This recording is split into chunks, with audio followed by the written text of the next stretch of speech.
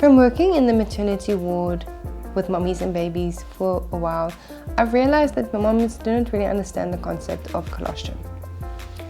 Now, this is the breast milk that your body produces directly after birth for the first 3 to 4 days. So your body produces this breast milk, which is high in antibodies.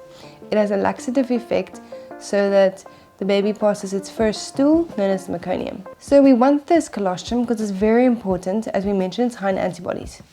Your baby is used to a certain environment in your womb. Now when baby is born, baby gets exposed to different microbes and maybe some germs in hospital. Your antibodies in your breast milk helps your baby to fight this and not become ill. So now the baby is used to the environment with your breast milk supplying the much needed antibodies. You need to realize that colostrum is also little in volume, thick and sticky. This means that if you compress your breast, it will not come spraying out. But you do not have to worry because your baby's stomach is small.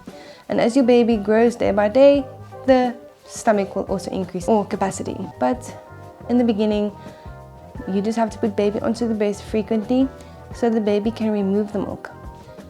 We have to remember that, as we said, the stomach is small, so the baby will become hungry quite regularly. Do not freak out, this is normal.